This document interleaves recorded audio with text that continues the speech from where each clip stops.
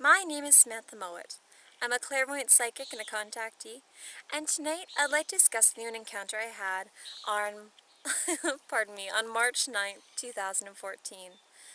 During this encounter, I had what is known as an astral projection encounter, which is where your soul leaves your body while you are sleeping, and it travels elsewhere within the multiverse. Sometimes in this dimension, sometimes onto different places on this planet, or even somewhere else in the multiverse.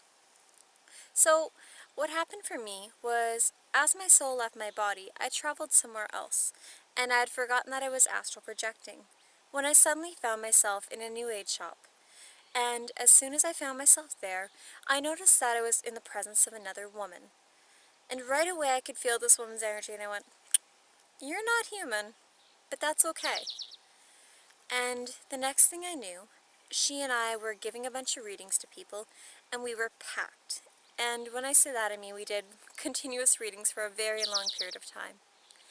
The next thing that happened was when we finally finished all of our readings for the day, she and I were sitting down and we were talking. And as we were talking, after a little while I said, "So, how long have you been pretending to be this human girl for?" And then the next thing that I knew, her energy was becoming vibrant and joyful, and her energy body became bigger. And she was so happy. She's like, "Oh, yay, you are psychic, yay." Because for her, encountering humans who are willing to acknowledge their psychic abilities, to trust the information they receive, to really connect what it is they're receiving and apply it into their day-to-day life, was something worth celebrating. And so she told me that the reason why she had put on this facade, this change in appearance, was to be considerate towards me and to make me more comfortable. She told me that she was a manta being, which in the UK, I do believe it's manta, or mantis, and then in Australia I believe it's manta, and in Canada and the States we tend to call them mantid. But they're all the same type of being. They are very praying mantis-like in a sense. Anyway, I'm getting a little off track. The reason why she said that she was putting on this appearance was she really didn't want me to be frightened, and she wanted for us to have a good experience with connecting to one another. Well, I'm going to go find somewhere else equally as beautiful to go make another video. I'll talk to you soon. Peace, love, and light.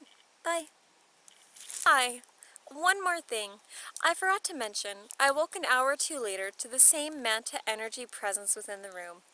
Now, I heard her say to me, "Go back to sleep, Samantha Mowat."